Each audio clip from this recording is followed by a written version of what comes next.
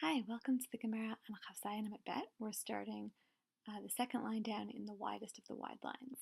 In this section of the Gemara goes through a number of different Tanaim and talks about the practices that they did best that sort of made them special. And so the color coding here is just different colors for different sections of the story. Shalu Talmidav et Rabbi Zakkai. Rabbi Zakkai's students asked him, B'meh ha'arachta yamim? How did you achieve long life? Rashi says it means with what did you merit having such a long life? Amar lahem, he said back to them, Miyamai lo hishtanti mayim b'toch daled amot shel tefillah. I never urinated within 4 amot, within 4 cubits of the place where I prayed, which Rishonim point out is technically permissible, but he went above the letter of the law and never did this. V'lo chiniti shem lechaverai, and I never gave nicknames to my friends, maybe because they would be potentially embarrassing nicknames. V'lo bitelti kiddush hayom, and I never skipped making kiddush on Shabbat. Ima zakina hetali, I had an elderly mother. Pam achat machra kippah sheberosha v'havia li kiddush hayom. One time she sold the hat, or Rashi says the scarf that was on her head, and brought me wine for kiddush for the day. In other words, presumably he didn't have enough money, or they didn't have enough money to make kiddush, so she sold the scarf off her head and brought him wine so he could make kiddush specifically over wine, even though you can make kiddush over other things, but he preferred to always fulfill the mitzvah over wine, and she enabled that. Tana, it was taught, kishemeta hinichalo shlosh me'ot garbe yain. It was taught that when she died, when his mother died, she left him as an inheritance 300 barrels of wine. Kishemet hu hiniach labanav shloshet alafim garbe yain. And when he died, he left for his children 3,000 barrels of wine. So clearly he amassed some wealth in the interim. Moving on to the next rabbi, Rav Huna hava asar rita v'kai kamei de Rav. Rav Huna put on a belt made of grass, v'kai kamei de Rav, and came and stood before Rav. Amar le, so Rav said to him, my hi, what is this? Meaning, presumably he noticed that he wasn't wearing his normal belt. Amar le, lo havali kiddusha, I did not have, so he says back to Rav, I didn't have kiddush, meaning presumably I didn't have enough money to buy wine for kiddush. Umashkante lehamainai, and I gave my belt as collateral. The ate be kiddusha, and with that money I bought wine for kiddush. Amar le, so Rav says to him, Yehei Rava de titum b'shirai. May it be God's will that you be totally wrapped or covered in silk. Shirai is silk. Ki ichal Rabba b'rei Rav Huna. When Rabba, the son of Rav Huna, got married, so when Rav Huna's son got married, Inish Gutza Hava. Rav Huna was a short person, a short man. Gana Apuraya, and he went to sleep on a bed. Atyan binte v'chalte, and his daughters and his daughters-in-law came. Shalchan v'shadyan minayhu alai. They took off their clothing, presumably their silk clothing, v'shadyan, and they threw it from them onto him. Ad itum b'shirai, until he was totally covered, totally wrapped in silk. So Rav's bracha came true. Shama Rav heard that this has happened, v'ikpad, and he got upset. Amar, he said to Rav Huna, my time alo amartli ki brachticha v'chen lamar. He said to Rav Huna, my time, what's the reason that you didn't say to me when I blessed you, and so too for you, so too for the master? In other words, when someone gives you a blessing, you should say, yeah, you too. And then maybe he would have gotten it back. Rashi says maybe it was really an et ratzon, because after all, the bracha came true for you, so you should have said this back to me. Moving on to the next rabbi. Shalu Talmidav, another case where they ask their teacher, Shalu Talmidav Rabbi Elazar ben Shemoah. So Rabbi Elazar ben Shemoah's students asked him, How did you achieve such long life? Amar lahem, he said to them, Me'amai lo asiti kapenzaria lebeit hakneset. All my days, I never used a shul as a shortcut. I never used a Beit Knesset as a shortcut, like to get from point A to point B. V'lo pasati al roshe am kadosh. And I never stepped over the heads of the holy nation. It's, according to Rashi, the students would sit on the ground, and when Rebbe Elazar passed by them to get to his place, it seemed like he was stepping over their heads, and he thought that wasn't nice, so he was careful not to step over people even when he was allowed to do that. He was very careful about not stepping over them. V'lo nasati kapai below bracha. And I never raised my hands, meaning to give Birkat Kohanim, without reciting a bracha. There is a bracha, of course, that's said for Birkat Kohanim, and every Kohen says this, but maybe it's a bracha for all Kohanim to receive long life, or maybe there was something special. He was extra careful about it. Anyway, those are the things that he did that he says merited him long life. Shalu Talmidav et Rabbi Preda, new rabbi. The students of Rabbi Preda asked him, what did you do to achieve long life? Amar lahem, he said to them, Mi'amai lo kadmani adam lebeit hamidrash. In all my days, no one ever got to the Beit Midrash before I did. I was always the first one into the Beit Midrash in the mornings, and no one ever beat me there. Turning the Amud. V'lo birachti lifnei kohen, and I never made a bracha in the presence of a kohen, meaning, at least according to the Rishonim, he never would lead Birkat Hamazon in front of Kohanim. Like the Kohen should be the one who's asked to lead, and so he always made sure to give kavod to the Kohen in that way. V'lo achalti mibehema shelo hurmu matnoteha, and I never ate from an animal that where literally the gifts had not been raised up from it. The gifts had not been separated from it, because there are parts of an animal that have to be given to the Kohen when an animal is slaughtered, and he's saying, I never ate from an animal where that wasn't done. Amar Rabbi Yitzchak, Amar Rabbi Yochanan. For Rabbi Yitzchak said in the name of Rabbi Yochanan, Asur le'echol mibehema shelo hurmu matnoteha. It's forbidden to eat from an animal where the gifts have not been separated, have not been given to the Kohen. So he was very careful about that. Ve'amar Rabbi Yitzchak, and Rabbi Yitzchak also said, Kol ha'ochel mibehema shelo hurmu matnoteha ki'u ochel tvelim. And Rabbi Yitzchak also said that anyone who eats from an animal where the gifts have not been given from it, it's as though that person was eating tevel. Tevel is produce that hasn't been tithed, and that is definitely severely punished. But the halacha is not like Rabbi Yitzchak. So in other words, Rabbi Yitzchak had these strong opinions that you can only eat an animal if the gifts have been separated from it. We don't actually paskin that way, but Rabbi Preda was very strict about this, and this is one of the ways he merited long life. V'lo birachti lifnei kohen, and I never blessed before a kohen. Lemimra demel yutahi. This implies, or does this imply? Right, lemimra is, does this mean to say? So does this imply that this is a good thing? Meaning he's saying that letting the kohen always be the one to say Birkat Hamazon is a good thing. V'ha'am Rabbi Yochanan, but didn't Rabbi Yochanan say, Kol tamid chacham shemevarech lefanav, afilu kohen gadol am haaretz. So any Talmid Chacham, any Torah scholar,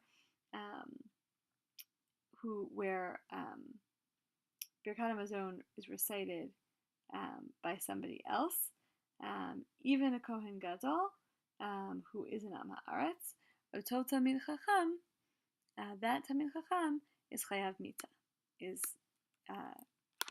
deserves to die. In other words, if the Talmid Chacham is present in a meal, then the Talmid Chacham should always be the one to recite Birkat Hamazon, Even if there's a Kohen Gadol there, if the Kohen Gadol is ignorant, the Torah scholar should take precedence over the Kohen Gadol. Shnei Amar, as it says in Mishlei, Kol Misanai Ahevu, Ahevu Mavet. So all of everyone who hates me loves death. Al tikri misonai ella masni I. Don't read this as those that hate me, but rather those that cause others to hate me. Masni I. And the idea here is that if the Talmid Chacham says to the Kohen, "No, you're more important than I am," but the Kohen doesn't know Torah, then it makes the Torah scholar appear lower in the eyes of others, and that makes the Torah look less worthy of honor than the Kahuna, and that makes him deserve death. So it was actually very important, this thing that he did, to always make sure, it seems strange that he always made sure that the Kohen did the bracha, because actually, according to this, it should always be the Torah scholar. So we're going to resolve this problem. Ki ka'amar ihu b'shavin. No, this was said about a case where they were equal. Meaning, when Rav Preda said that he never recited Birkat Hamazon when a Kohen was there, he meant when the Kohen was also a Torah scholar. But obviously, Rav Preda would have known that if the Kohen wasn't a Torah scholar, that he should be the one to bless. Okay, moving on. Shalu Talmidav et Rabbi Nechunya ben Hakaneh. His students asked Rabbi Nechunya ben Hakaneh, "B'meh ha'arachta yamim? How did you merit long life?" Amar lahem, he said to them, "Mimai lo nidkabadeti bekalon chaverai." In my whole life, I never got any honor from shaming my friends or from my friends being shamed. V'lo alta al mitati kilat chaverai, and I never,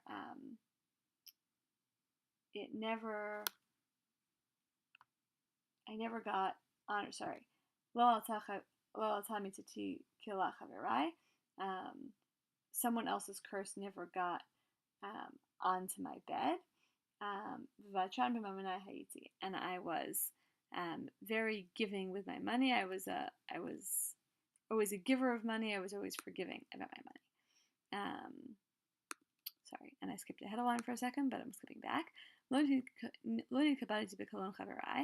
I didn't get shame. I didn't get honor from the shame of my friends. Ki had Rav Huna, like the story of Rav Huna, Dari Mara Akatve, who was carrying a spade on his shoulder. Ata Rav Chana bar Chanilai, the Kadari Mine, and Rav Chana bar Chanilai came and took it to carry it for him, meaning tried to carry it for him. Amar Lei, so Rav Huna said to him, Ira gilta darit b'matich. If you're used to carrying these kinds of things, these kinds of utensils, dari, then you should carry it. V'ilo, ityakure ana beziluta ditcha. But if not, then honoring myself through you being kind of brought down, through being degraded, lo nichali, is not nice for me. So it's an illustration of not getting honor from someone else's shame. And the curse of my friend never came on my bed. This is a little bit hard to understand, but he's going to illustrate it. Ki had the Mar Zutra, like that story about Mar Zutra. Ki have a salik lepurai, when he would go up onto his bed. When he would go up onto his bed at night, Amar, he would say, Shari le'lechol man detzaran. I forgive anyone who has upset me, anyone who's angered me. And so this is right. I didn't take the anger to bed with me, so I didn't take the curse of my friends to bed with me. Even if I was like so angry that I cursed someone during the day, I wouldn't go to sleep angry.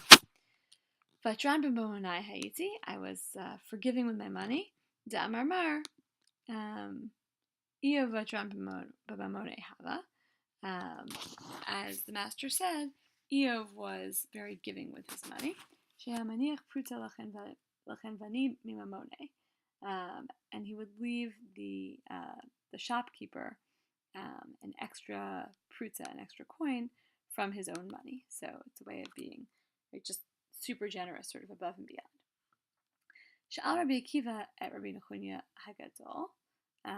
So Rabbi Akiva asked Rabbi Nechunya Hagadol, and he said to him, "B'meh harachta yamin." Again, how did you achieve long life? Atu gavze v'kamachule. The servants came and hit him or rebuked him, meaning they yelled at Rabbi Akiva, I guess for approaching him this way, for being disrespectful by saying, like, how did you come to deserve long life? Salik yativ aresha dedikla. So Rabbi Akiva climbed up and sat on top of a palm tree, presumably to escape the servants who were angry at him. So Amar Le, Rabbi Akiva then said to him from up there on top of the tree, Rebbe, Im Ne'amar, if it says keves, lama ne'amar echad. So he asks him a halachic question. If it says in Bamidbar Chavchat Dalet, the word keves, this in quotes, why does it also say echad? In other words, keves is already singular, and this is talking about the daily korban, and it says keves, which is singular, and it says one. So Rabbi Akiva says, like, isn't it redundant to have both words? Amar lahu. So Rabbi Nechunya said back to him, Surba mirabananhu. He is a scholar. Shavkuhu, leave him alone. Right? Don't kick this guy out. I'll speak to him. Amar le. So then he says to Rabbi Akiva, Echad miyuchad shebe'edro. The word echad means the special one in its flock. So you should pick not just one, but the most special one, the most special of the lambs. Amar le, miyamai lo kibalti matanot. And then he says to him, answering his first question, right, about how did you achieve long life? In my whole life, I never accepted gifts. V'lo amadati al midotai, and I never insisted on or sort of stood on principle in terms of getting the measure that I deserved. In other words, he didn't take, according to Rashi, he didn't take revenge on people. Someone who upset him, he would just let it go.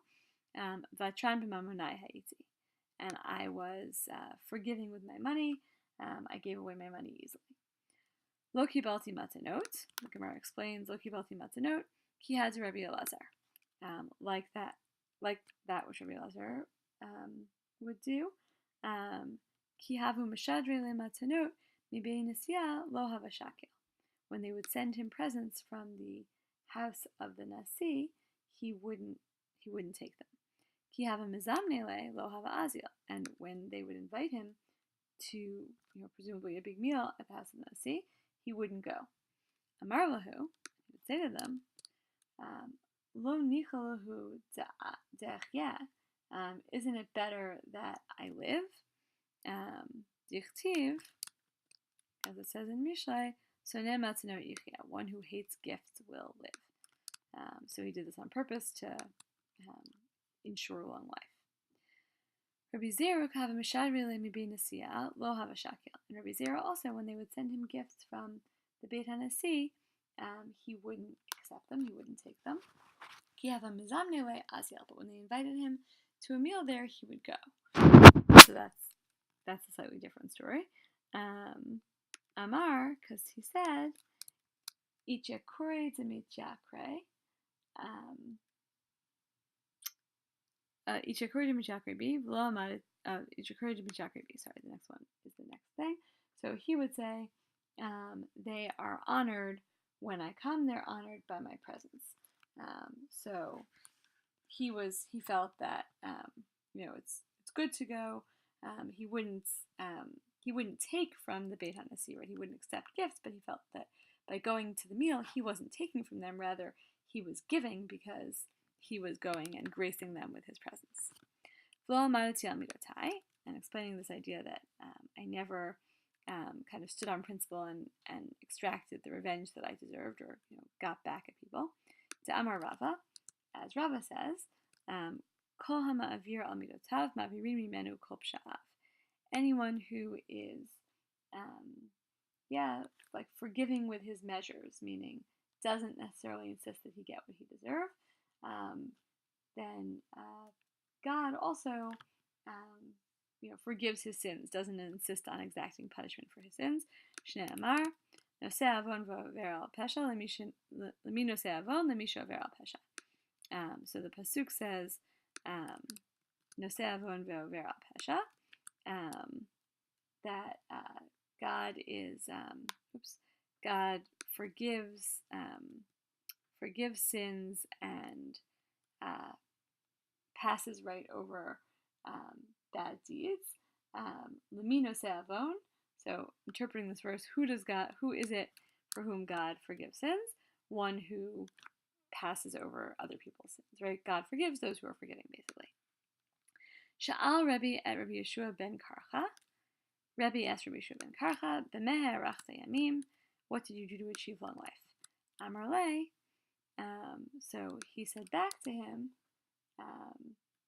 Katsa b'chayai, do you, are you done with my life? Like, is it bothering you that I'm still alive, basically? Amar lo, he said back to him, Rebbe, Torah hi v'lamod ani tzarich. No, Rebbe, this is Torah, and I need to learn it. In other words, it's not that I begrudge you your long life, but I want to know what it was that you did so that I can do whatever it is that you've done also. Amar le, miyamai lo nisakalti b'dmut adam rasha. In my whole life, I never looked intensely at the face of someone who was wicked. Amar Rabbi Yochanan, for Rabbi Yochanan said, Asur la'adam hisakel b'tzelem dmut adam rasha. It's forbidden for a person to look carefully at the image or the face of a person who's wicked. Shnei Amar, as it says in Malachim, L'ulei pnei Yehoshaphat melech Yehuda ani noseh, im abita lecha v'im areka.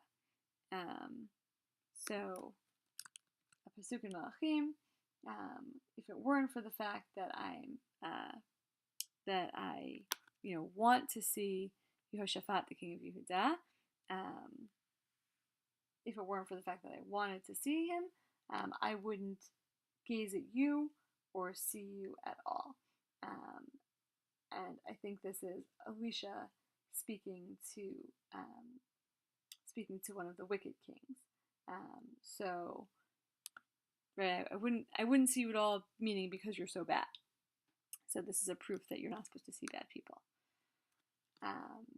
Rabbi Elazar Amar, Rabbi Elazar said, Einav kehot, his eyes get dimmed, his eyesight, he sort of starts to go blind, meaning if you look at a wicked person. Shnei Amar, Vehi ki zaken Yitzchak v'tikena einav mirot. When Yitzchak got old, his eyes dimmed, he couldn't see as well. Mishum di'istakel be'esav rasha, because he looked at Esav, the evil one, v'hagar malei, and that's what caused it. That's what made him lose his eyesight, the fact that he'd been looking at his son. V'ha'amar Rabbi Yitzchak. But didn't Rabbi Yitzchak say, L'olam al tihi ke'olat hejot kala be'einecha? We've had this before. It should never be the case that the curse of, Hagar Malay, this is the question, did it really cause it for him? Right? Meaning, is it really true that looking at Esav caused him to go blind? Because didn't Rabbi Yitzchak say, the curse of a regular person should never be taken lightly? Sher Avimelech kilo et Sarah, because Avimelech cursed Sarah, v'nivkayem b'zara, and it came true with her offspring. Shneamar, Hinehu lecha ksute nayim. So this is a quote. Again, we saw this before, much earlier in Masechet Megillah, that Avimelech, the king of the Plishtim, said to Avram and Sarah, "It is for you." Literally, ksudei nayim is like a piece of clothing of honor, but it can also mean a covering of the eyes. Al tikri ksut elaksiat einayim, right? So don't read clothing, but rather a covering of your eyes. And this is because, right, Sarah and Avram had tricked him. She had posed as Avram's sister, and Avimelech is angry, and so the curse is that her eyes become dimmed. So isn't that the reason that Yitzchak went blind, right? That the curse was fulfilled later on with her child, and not the fact that he was looking at Esav. Hava hagar malay. No, this and this caused it, meaning it was twofold, but looking at Esav also contributed to Yitzchak's blindness. Rava Amar Mahacha, Rava says it from here, meaning a different source for that it's bad to look at wicked people. Se'et pnei rasha lo tov. A quote from Mishlei, that looking at the face of someone who's wicked is not a good thing. Okay, so that could potentially prove that you go blind from looking at wicked people. B'sha'a patirato, Amar le Rebbe. So when Rebbe left Rebbe Yeshua, he said, Amar le Rebbe baracheni. So he said, "Give me a bracha."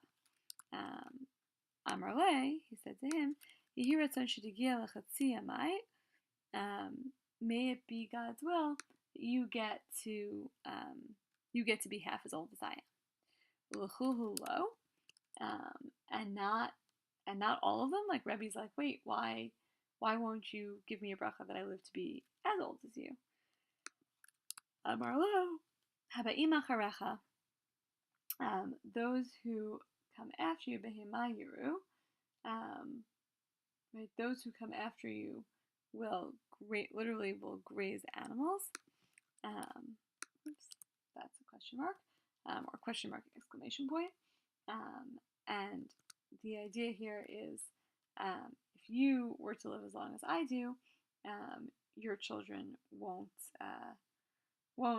inherit your greatness. Meaning, then you would continue as the Nasi forever, and your children wouldn't be able to become the Nasiim. And since you have this position to pass on, I don't bless you that you live that long, because I want you to be able to pass on the position to this Nasiut to your children. Apparently, he accepted that answer. Avua bar Ihi uminyaman bar Ihi. Two people, Avua bar Ihi and Minyamin bar Ihi.